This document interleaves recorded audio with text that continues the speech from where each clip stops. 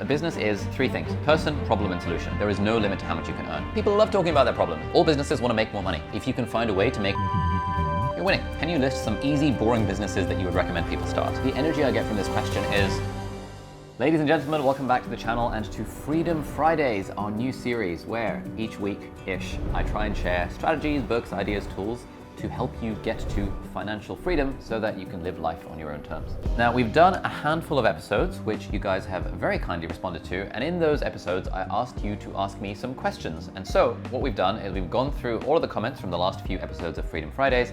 And in this video, I'm going to be basically answering the most commonly asked questions. So if you're interested in potentially working towards financial freedom, I hope there'll be at least something in this video that could be helpful. Okay, so we had a bunch of different comments that were all basically asking variants of how to actually get started. So, there's this one, what's a way to make money? I'm seeing my colleagues being laid off and I am worried. How do I even begin if I feel like I have no skills and no roadmap? Nice, thank you. We've got some food. Okay, nice, thank you very much. All right, we've got some food. Gonna be doing a little, this kind of vibe while answering the questions. I hope you'll forgive me. So there's a few different ways of thinking about this.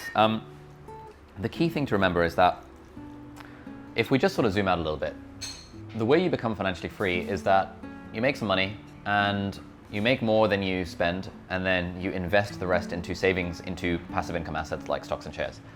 Now, what we're essentially trying to do is, you probably don't want to drastically reduce how much you spend because you don't want to live like a monk, right? There's a limit to how much you can save, i.e. it's just as much money as coming in. And so we really want to be focusing on the other side of the equation, on how do we just drastically improve our earning potential. Now, the way to think about this is that you currently have a market rate. Your employer currently pays you to do something, assuming you have a job. If you're a student, it's a different situation, but let's start by assuming you have a job, and therefore your employer is paying you to do something. Therefore, you have a market rate. The only reason your employer is paying you is because you, either directly or indirectly, are making them more money than it costs for them to hire you. Otherwise, you'd be laid off fairly quickly if you haven't already. So you are adding value to the market in some way by virtue of working for your employer. So you already do have skills. I would call these professional skills. This is the sort of the skill set that your employer is paying you for. Now, what you want to be thinking is how can I add more value? For example, let's say you're a trader at Goldman Sachs, right? You know that if you make Goldman Sachs way more money, they'll give you way more money, and therefore it's easier for you to become financially free. Let's say you have stock options at a tech startup and you think it's going to go well. You probably shouldn't try and start your own business because you're on a high earning career trajectory that's going to help you get to financial freedom. But if you're not in a high earning career trajectory to get you to financial freedom, you really want to start thinking about what problems can you solve that other people would pay for. In your case, your employer is already paying you to solve a certain type of problem. Could you solve more expensive problems or more painful problems for your employer or for other people that are like your employer? This is sort of like the professional skills kind of bucket. And so this is based on the professional skills that you already have. But then the other thing to keep in mind is that skills can be learned. Essentially, what is a business? A business is three things: person, problem, and solution. There is a person who has money, who has some kind of problem that's quite painful for them, and then you as the business offer a solution. And the thing is, it's really not that hard to learn a lot of these skills. There are a lot of people in the comments and the questions feeling like they don't have any skills. Firstly, the I don't have any skills thing is just not true. Because, for example, you could mow lawns, right? You could be a cleaner. You could drive for Uber, right? You probably know how to drive, right? So you could drive for Uber. You actually do have skills. It's just that those skills have a certain hourly rate attached to them. Like mowing someone's lawn, you're probably not making more than 20 quid an hour. Driving for Uber, you're probably not making more than 50 quid an hour. So what you're basically looking for is what skills do I have, or what skills can I learn that have a higher market rate than mowing the lawn or cleaning the house or driving for Uber. These days, it's super easy to learn skills because you can pretty much learn anything on YouTube. And so the challenge then doesn't become, oh my God, I don't have any skills, what do I do? The challenge becomes, okay, I don't have any skills. So what skills can I learn that will help someone with money solve a problem that they think is very painful? Now, as a hack for this, the easiest way to make money is to help someone else make money. Because if you were to wave a magic wand and you were able to make me an extra 100 grand, I would pay you quite a lot of money. I'd pay you at least 80 grand, or maybe even 90 grand, if you were able to make me 100. So if in doubt, you can start thinking, okay, what skill can I learn that can help a business make money? Because then they are very likely to want to pay you some percentage of that as compensation for your time. There are a lot of these skills. Increasingly, if you were to learn the skill of how to automate stuff using AI, loads of businesses are super inefficient. They waste a lot of time doing stuff without AI, you could potentially come in with an AI consultancy type business or agency. Loads of people are starting these sorts of businesses because there's a massive trend, a massive rise in the market for those things. You could learn the skill of AI automation, and then you could find local businesses or online businesses who'd be willing to pay for that skill because you are saving them time and therefore making them money. Let's say you wanted to learn the skill of conversion rate optimization. What is that? That's when you get really good at copywriting and running A/B tests and data analytics and stuff, and you help someone's website convert, i.e. get customers at a higher rate than the website was previously. We have a course, our part-time YouTuber Academy, that does somewhere between $1 and $2 million a year in revenue, USD. So if someone were to have the skills to increase our conversion rates on that, let's say you were able to double our conversion rate through a combination of copywriting, A/B testing, and data analytics, suddenly you've added $1 million a year worth of value to my business, and therefore I'm very likely to pay you quite a lot of money for that. That's a skill set that you can learn. No one comes out of the womb knowing how to do copywriting, data analytics, knowing how Google Analytics works, knowing how to do A/B testing and conversion rate optimization. But these are skills that literally anyone in the world with an internet connection can learn because they're all freely available on YouTube. And these days you can just ask ChatGPT. So really the mental mindset shift here is away from what business should I start and more like, okay, what problem can I help people solve? And ideally those are people who have money. And as a hack, if those people are businesses, it's way easier to access that money. The other categories of things is that people will pay to solve problems in their health, and people will pay to solve problems in their relationships. But the other hack is that you really want to be focusing on who can you help, who actually has the willingness and the ability to pay for the thing. That's just some ways of thinking about the business. I think when it comes to this sort of stuff, what a lot of people want is like a business in a box that, hey, it's super easy. You're a nobody with no life and no skills. Just start XYZ business. And it's like, that's just not how it works. It's like, that is looking for someone to tell you what to do. And looking for someone to tell you what to do is thinking like an employee rather than thinking like an entrepreneur. Or thinking like a student, where in school, you're told exactly what to do. When it comes to starting a business, there is no plan that's like, hey, whatever you are in whatever situation, just follow these exact steps and you can just like copy and paste a solution and blah, blah, blah, blah, blah, blah. The closest thing that comes to that is like start an AI automation agency, start a social media marketing agency, start video editing for people who need video editing, run an ads agency. But even those require quite a lot of skills, and ultimately what it is you're learning a set of skills that helps a business make more money. So we want to start thinking in those ways rather than what business should I start. Now, if you're watching this video, you probably care about financial freedom, and that means that you want to figure out ways to make a lot of money and then invest your profits into passive income assets. And that brings us to the very kind paid partners of this video, which is Trading 212. Trading 212 is a commission-free investment platform that I've been using for years at this point. The basic idea, if you aren't familiar, is that you deposit money into the platform and then you can invest that in things like stocks and shares and index funds and all of the fun stuff. And they've got a bunch of features that make investing very easy. Very excitingly, they've just recently launched their Trading 212 card, which lets you earn 1% cash back on your daily spending. There is no monthly fee, there are no hidden fees, and you get currency conversions at the true interbank rate, which is amazing if you're like me and you travel a lot, or if you buy things online in different currencies. And what I love about this is that this directly integrates with your Trading 212 Invest account so that your uninvested cash can earn compound interest in up to 13 currencies while you're out there living your life. Trading 212 also has the Pies and Auto Invest feature, which allows you to build diversified portfolios on autopilot. It's got zero commission investing with fractional shares to make investing way more accessible. And as an extra bonus, if you sign up using my link, you can get a free fractional share worth up to £100, which is literally just free money, so you might as well. So if you would like to get started, head over to trading212.com/join/Ali, or they'll be linked down below as well, and that will let you claim your completely free share, and you can also check out the card. So thank you, Trading 212, for sponsoring this video and for being my investment platform of choice for many, many years. Let's get back to the video. All right, cool. Next we have a consolidated question, a bunch of different people basically asking, how do I find my first customer and prove that my idea works? There is the rule of 30 and there is the rule of 150. The rule of 30 says, in order to validate a business idea, you have to speak to 30 customers or 30 potential people. All right, let's say I decide, you know what? I know how to use a camera and I'm pretty sure I could learn videography because I've been following Peter McKinnon's YouTube channel and I like the idea of learning videography. Okay, cool. So that's like my skill that I'm gonna learn. And let me see, who are people that I know or can find who would pay for the skill of videography and ideally would pay lots of money for the skill of videography? Well, then I would think, okay, if you don't know the answer to that, you can just ask ChatGPT. So I would just go on ChatGPT and be like, hey ChatGPT, I'm thinking of building a business, helping sort of based on the skill of videography. Who should I talk? You know what, actually, let's just do it right now. I'm just literally gonna talk to ChatGPT Because these days with Claude and ChatGPT, like you really don't need a business coach. It's still helpful to have a business coach, but like there's a lot you can do without it. It's actually, I'm gonna screen record and I'm gonna ask Claude, because I really like Claude personally. But all of the LLMs will basically give you sensible things that you could, say. Okay. Hey Claude, so I'd like to start my first business, and I'm just not really sure how I'd approach getting my first customers. I think I want to start a business in the field of videography because I like the idea of learning videography. I have some old camera that I'm shooting on. Actually, you know what? I don't even have a camera, but I do have my phone. So I'd like to do some kind of videography-based business. Can you give me some ideas about how I might find my first customers? Okay, starting a videography business with your phone is totally doable. Many successful videographers began with basic equipment, blah, blah, blah. Start with your immediate network. Think about who might need video content: local small businesses, restaurants, real estate agents, fitness trainers, or people planning events like weddings or parties. Even if they can't pay much initially, these projects help you build a portfolio.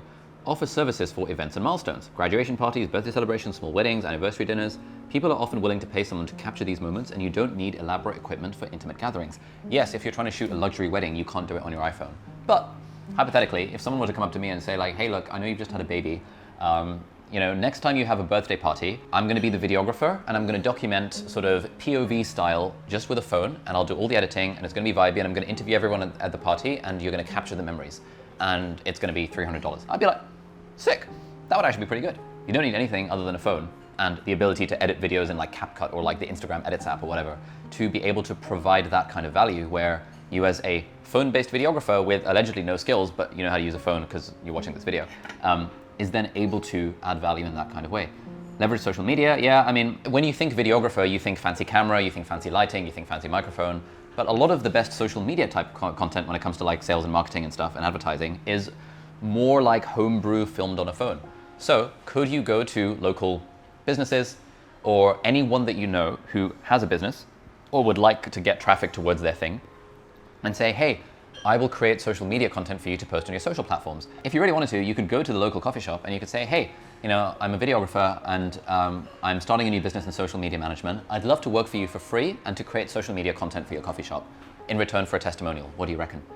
Most people would say yes to that, because if you're doing it for free in order to build a portfolio, then that's how you're getting started. Like that's how you get started with the whole like finding your customers for a particular skill.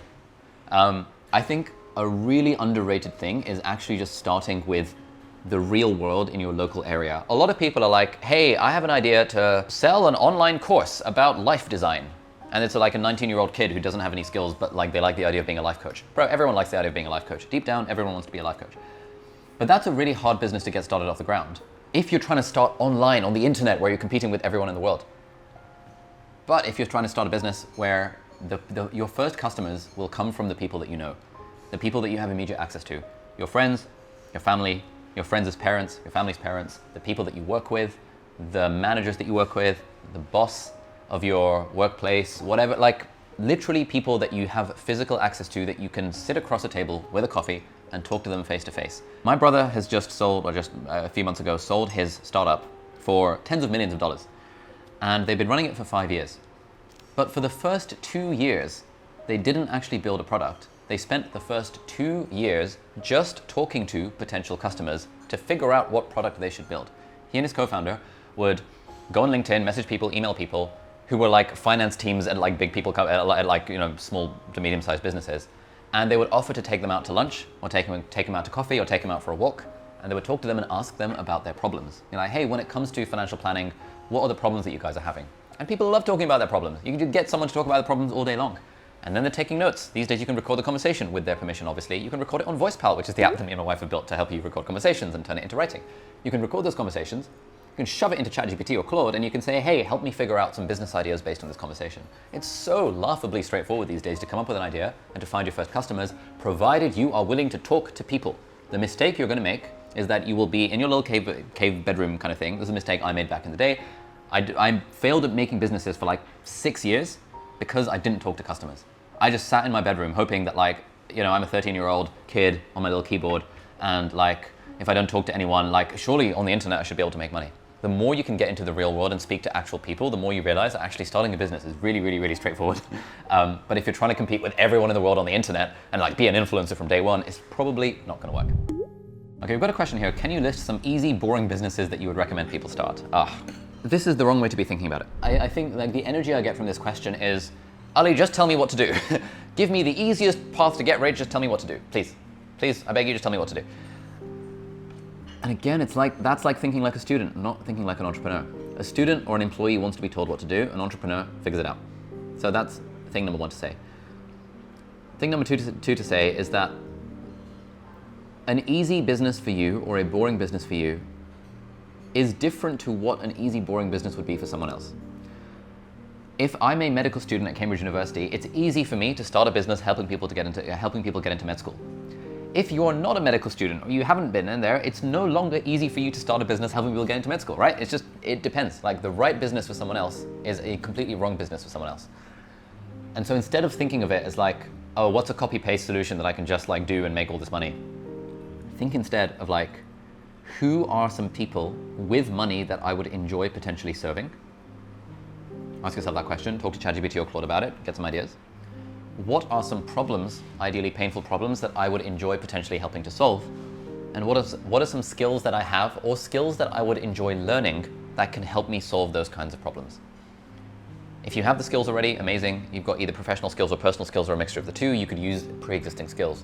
If you don't have the skills, you can learn the skills. You could learn videography, you could learn video editing, you could learn AI automation, you could learn data analytics, you could learn copywriting, you could learn coding, you could learn, like, there's so many different problems that individuals and businesses have. Generally easier to serve businesses rather than individuals who are going to go business.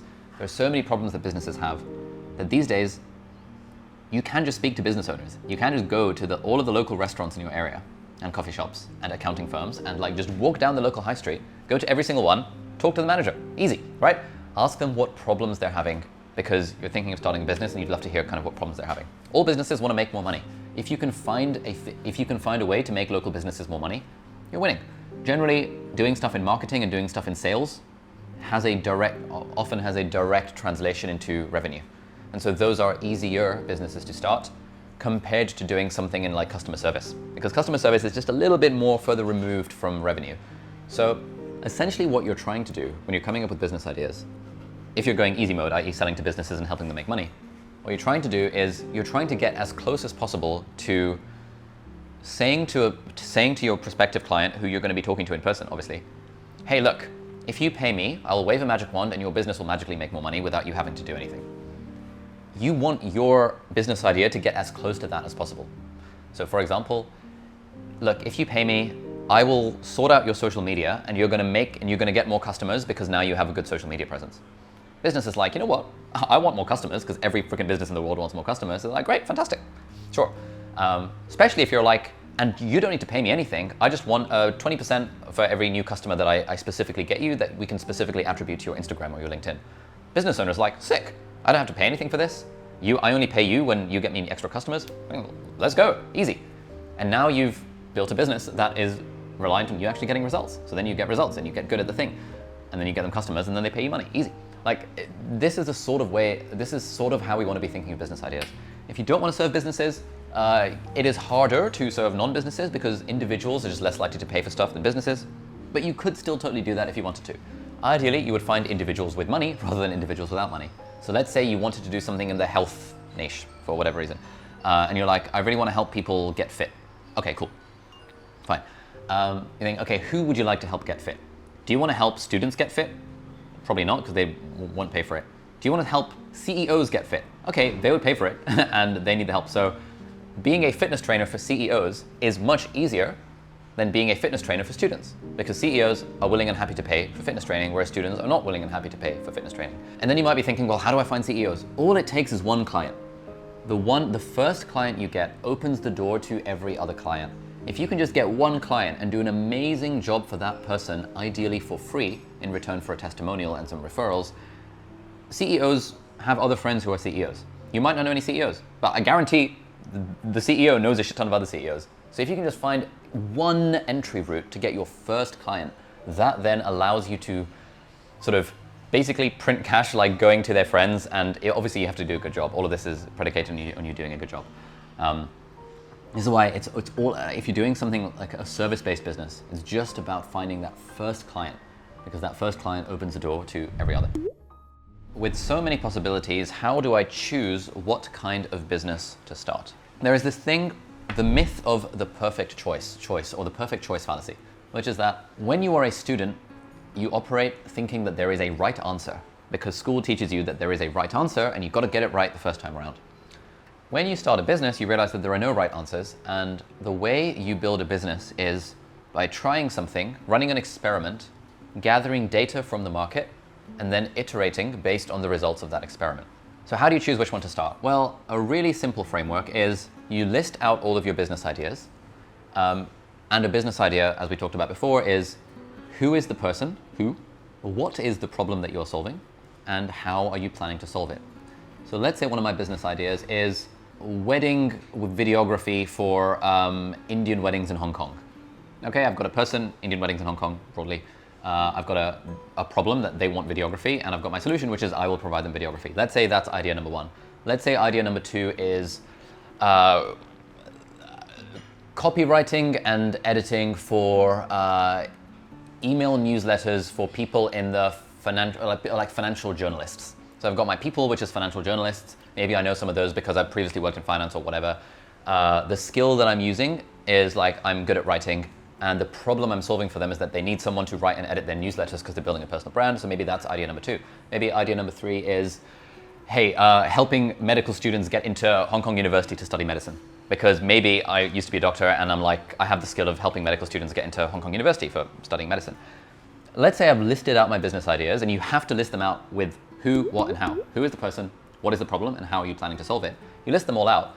And then there is a nice little framework for deciding, which is from one of my mentors, Taki Moore, his stuff is great, which is you ask yourself three questions. Do I like the idea of helping these kinds of people? So do I like it? Number two, can I actually help them? Do I have the skills to actually be able to help this person? And will they be happy to pay? And you just literally do tick or cross. Like it, can I help them? Will they be happy to pay? If you're targeting students, you might put a cross on the will they be happy to pay because students are broke and they don't like paying for anything. If you're targeting sort of large Indian weddings in Hong Kong, probably willing to pay because they have loads of money to have a large Indian wedding in Hong Kong, which is a mega expensive city. You take the box. And so you just kind of base it on that. And then if you have something that's like you're torn between two or three options, you literally just go with your gut. You're like, which of these seems like it would be the most exciting to start with? And the crucial question is to start with. When you pick a business idea or pick a niche, you are committing to that niche for a period of 3 months. 3 months is the secret spot. You do a 3-month side hustle where you're like, okay, in the next 90 days, my goal is to get at least one paying customer to be able to validate this business idea. You're not thinking of it as like, this is my forever business. You're not thinking of it as marrying your business idea. You're thinking of it as dating your business idea for the next 3 months. And I guarantee as you date your business idea for the next 3 months, you'll get interesting data and stuff, and you'll be able to refine your who, your what, your how, or maybe you'll switch completely after 3 months' time. That is how you get started when there are so many different possibilities. Okay, we have another question. What about investments? Aren't they a good way to build long-term wealth? Yes, they are. But the way you become financially free is that you put money into passive income investments like stocks and shares, or sort of like real estate, although I don't like real estate, I prefer stocks and shares. You invest in like a broad stock market index fund like VTSAX or like the S&P 500 or whatever, and then over time, your wealth compounds. The problem is that this takes time. So if you have a job earning 50K a year, or even 100K a year, let's say you're able to save 20 grand a year. Cool. You save 20 grand a year and you put it into the S&P 500. Yes, it will grow at 7%. So you'll be rich when, like 30 years from now, you'll be super rich. But if you want to get to financial freedom before 30 years from now, the problem is not that you invested in the S&P 500. The problem is that you only had 20 grand a year to invest in the S&P 500. If you had 200 grand a year to invest in the S&P 500, you're now way richer way more quickly because compounding still works in your favor, but you just have way more money to start. Therefore, if you can find a way to earn 300 grand, so you can save 200 and stick it into investments, it gets you to financial freedom way faster than someone who earns 50K and is able to save 20, or earns 100 and is able to save 20. If you're able to earn 2 million a year from your own business, and you put $1 million a year into the S&P 500, you become financially free very, very, very quickly. So this is the thing. Investments are a long-term wealth building game, but increasing your ability to earn, like your ability to earn, for the most part, is under your control. This has been one of the most life-changing realizations that I've ever had in my own life. which is that if you're watching this on a device with an internet connection, your ability to earn money is entirely within your control. Almost entirely. Yes, we all have different starting points. Yes, maybe, you've got some neurodivergence, or you've got some like family situation, or you've got some like whatever but like, even though we all have different starting points, still, your ability to earn more money is entirely within your control. You might not be able to become a trillionaire like Jeff Bezos or whatever, because, right place, right time, all that kind of stuff. But certainly from your starting point, or wherever you are in life, there are people who have been in a similar situation to you, with all of the disadvantages that you have and all of the advantages that you've had, who've managed to build 6 or 7 figure businesses. Maybe not 8 figure, maybe not 9 figure, maybe not 10 figure, but like 6 and 7 figures is like kind of mid as it relates to entrepreneurship. At least 6 figures is. 7 figures is like now you're getting into the top like 7% of businesses. Although even said that, like that includes Uber drivers and like personal trainers and people who really aren't trying to get to $1 million a year. So building a 6-figure business is actually fairly mediocre as far as entrepreneurship goes. And you pretty much from any kind of background, you can in fact build a multi-6-figure lifestyle business if you wanted to. It's entirely within your control. The timeline might not be, for some people it'll take a year, for some people it'll take 3, some people it'll take 5. But it's entirely within your control, right? So when you have a job, your earning potential is not under your control because you're operating within someone else's system. You're operating within the limitations of like the salary bands and like whether your manager wants to give you a raise and all that kind of stuff. If you're in a very big corporation, it's even less under your control. If you're working at a small startup, if anyone on my team was able to add $1 million in value to the business, I'd be paying them a shit ton of money. Like they would be massively increasing their earning potential. But if you're at a massive corporate and you make a case for how you're adding $1 million a year in value, they still might say, well, screw you, because like technically you're in band X and band X is different to band Y, A, B, C, D, E. So within the context of someone else's system, yes, your ability to earn money is more outside of your control. But that's why I'm very bullish on you can just start your own business. You don't have to, you can do what you like, but if you were to start your own business, now your earning potential is 100% within your control and you can just do whatever you want. And as long as you are adding value to other people in a way that they want to pay you money for it, there is no limit to how much you can earn. And therefore, there's no limit to how much you can put into investments. Oh, and by the way, if you're enjoying the video so far and you would like my and my team's mentorship in helping you build a 6-figure lifestyle business, we are working on a new thing called Lifestyle Business Academy. We want it to be like the world's best online school for lifestyle business entrepreneurs. So if that sounds like your street, then there'll be a link in the video description to join our waitlist and we'd love to have you. Okay, we have a question here. My HR and legal doesn't allow me to build a business. I signed a non-compete and have to declare my income. I'm not sure that's true. If it's true, then you're kind of screwed and you can't start your own business. Otherwise you have to quit your job. Generally a non-compete, like your HR and legal probably wouldn't complain if you did babysitting on the weekend, right? They probably wouldn't complain if you, in your weekends and evenings, wrote a romance fiction book and published it on Amazon as a hobby and it just happened to be making some money. Your HR and legal probably wouldn't complain if you were offering guitar lessons at your local community college and they paid you 20 quid an hour for that. Generally, non-competes say that you cannot start a business within the same industry. If you're a lawyer, you're not allowed to start a competing law firm or work for a competing law firm. So generally when people are like, oh, my HR legal won't allow me to start a business, it's like, okay, is that actually true? Can you put your employment contract into ChatGPT and ask it, like, what businesses are you allowed to start within the context of your employment contract? That would be a way of thinking about this. And it's also okay if you have to declare your income. Would HR and legal really complain if you're making an extra $1,000 a month selling your like random book that you wrote in your spare time on the side? Probably not. As long as it's not in the same industry as the thing that you're doing for work. So make sure it's not in the same industry. So I just think there's a lot of creative thinking that you can do with this. And for a lot of people, it's like, oh my God, I'm not allowed. And the whole thing of like, I'm not allowed is also thinking like a student rather than thinking like an entrepreneur. It's like asking for permission rather than thinking creatively about like, okay, all of the rules are made up, right? The employment contract is made up. HR systems are made up. All of the laws in the world are literally made up by random ass people and are only relevant insofar as they get enforced. So there's a lot of like, oh my God, I'm not allowed to do X. It's like, okay, are you sure about that though? Like, what actually are the physical, legal, and the physical and legal limitations of the thing? Because it's not normally as blanket as we make it out to be. A lot of doctors I know are like, oh my God, I'm not allowed to start a business because the General Medical Council will come after me. It's like, that's just not true. It's just a myth that the GMC will come after you if you start a business. If you start a business where you're doing something that then brings the name of medicine into disrepute and that like reflects badly on medicine as a whole, then yes, the GMC will come after you. But if you're starting a local lawn care business, If you're writing books, if you're creating educational content, if you're being a teacher, they don't care. They've got better things to do with their time than come after you because you're like started a business on the side. So I just think if you're being held back by this sense of I'm not allowed to do X, it's like, okay, who is not allowing you and what are the consequences and what actually is X? Can we find all the different permutations and have we spent half an hour thinking creatively about the solution to this problem? Usually when I speak to people who have that issue, they talk to me and then they realize, oh, actually there's all sorts of ways I could be making money that I just didn't realize because I was blinkered by HR won't allow me to start a business. Okay, so it's starting to get super, super hot in here. I want to eat my lunch. Thank you very much for watching the video. If you enjoyed this video, then this is a little playlist that has more episodes in our Freedom Friday series. Thank you so much for watching, and I'll see you next time.